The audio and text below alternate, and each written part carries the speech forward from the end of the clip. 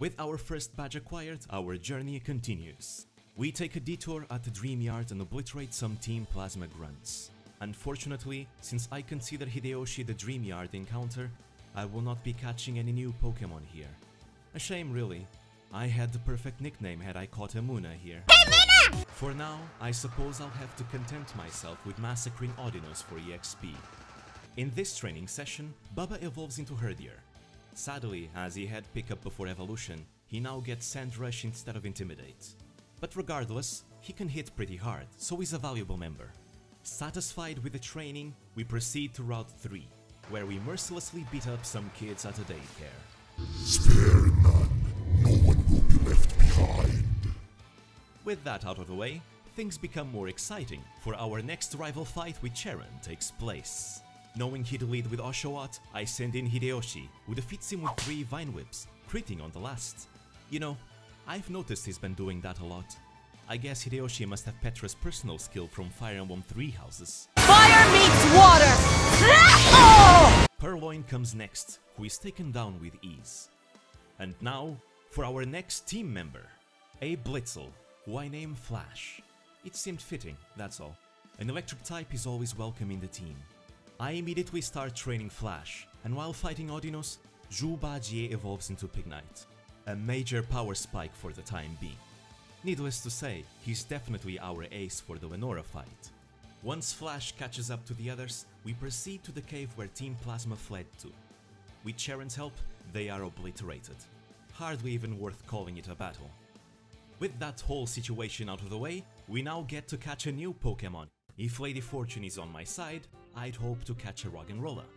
Why a Roggenrola specifically? It's part of my plan to face Lenora. One of the biggest threats we face on her fight is definitely getting one shot by Watchog's Retaliate once her Herdier goes down. As such, I figured having a bulky rock type who can safely switch in would be for the best. However, I accidentally come across a Drillbur. Now, that's not a Roggenrola, but honestly, it might be even better. After all, Excadrill is a great powerhouse of a Pokémon who could last us all the way until the end. Indeed, this is a blessing. I must do all I can to secure it.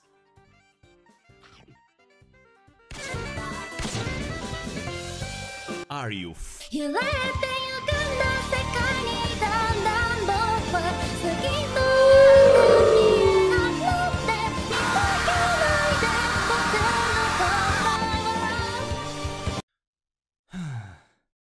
Lady Fortune is a sadistic mistress who shines a light of hope only to snuff it away when I get close. Truly, she knows how to fill one's heart with dreadful disappointment. I can already hear her cackles. I should have figured something like this would have happened, honestly. The fault is mine for not having played it safe and just thrown a ball. Lesson learned, I guess. I proceed to direct my anger on the trainers on the way to Nakrin City, who I obliterate ruthlessly. At last, Nakrin City is here, and with it, the opportunity to catch a new Pokémon. We come across a Timber nearby, who I rejoice in catching. I was going to call it Yoshihiro based on Shimazu Yoshihiro, who in Pokémon Conquest uses Timber's evolution line as his ace. But noticing its gender is female, I name it Yoshihime instead. Welcome aboard. Another fighting type is certainly going to be welcome against Lenora. And I have a particular fondness for Conkeldurr from the time I was into competitive Pokémon battling. An impish nature is pretty decent all things considered, and she's regardless going to hit pretty hard. Overall, we might have a keeper for the whole run here. Also, just in case you're wondering, this will be counted as the Pinwheel Forest encounter. After teaching the TEM move Rock Smash to almost everyone, I fight more trainers and make sure Yoshihime catches up to the rest of the party.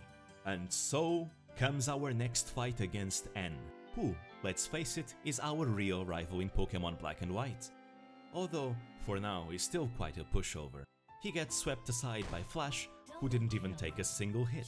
So begins our gym challenge. Yoshihime and Zhu Bajie effortlessly wreck the gym. And after making sure the party is up to Lenora's levels, I make the final preparations.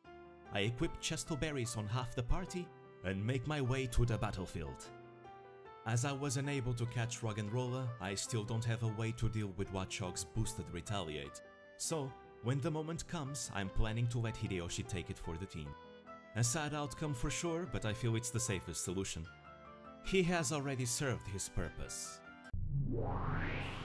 Our second major battle is upon us, and with it, the looming shadow of death. Our opponent is the normal type specialist, Lenora. Let us fight for our lives and with it, fight for a victory. Lenora leads with Herdier, and I lead with Zhu Bajie.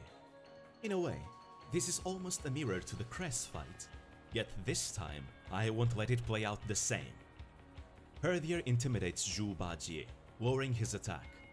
A minor setback. I order Zhu Bajie to work up twice in a row, removing the debuff and making him be at +1 attack. During this time, Herdier has been using Leer, dropping Zhu Bajie's defense to -2. Scary, for sure, but Zhu Bajie's defense is quite respectable still. We begin our offensive with armed thrusts, as I don't think we have the time to set up anymore. The attack hits thrice, which is enough to KO Herdier. A flawless victory, but the main dish is yet to come. The real threat comes to the battlefield. Watchog! There's no way Zhu Bajie survives a boosted stab retaliate from Watchog after having his defense dropped twice. Therefore, I proceed with a plan by having Hideyoshi take Watchog's wrath. Yet surprisingly, it is not oncoming death that meets him after he switched in. For some reason, Watchog chose to use Leer. Did he perhaps not see a kill with Retaliate? Regardless of what happened, this means there's still hope for Hideyoshi to survive this day. Before I switch him out, I order him to use Leech Seed against Watchog, but the opponent outspeeds and puts Hideyoshi to sleep. Since I was expecting him to be one-shot, I did not equip him with a Chesto Berry. So, I switch him out for Zhu Bajie again. With the threat of a one-shot behind us, it should be safe for him to finish Watchog off. Zhu Bajie gets his defense lowered on the switch. Then, afterwards, he gets hit by a Retaliate. The move deals tremendous amounts of damage, more than I was expecting. Zhu Bajie counters with Arm Thrust, hitting twice, dealing about 40% of Watchog's health. Here, I am faced with a difficult decision. Were Watchog to retaliate again, there is a possibility he could kill Zhu Bajie. A critical hit would do the trick, but if the previous hit was a low damage roll, then even a non-critical hit could be enough to snuff his life away. What to do? Would fortune be on my side, or would she laugh at my torment yet again? In a move that, in hindsight, was most unwise taking in consideration my usual poor luck, I place my life in fortune's hands, attacking once again. Watchog uses Retaliate. My heart pounds as the shadow of death envelops both combatants. This is it. Zhu Bajie's fate shall now be revealed.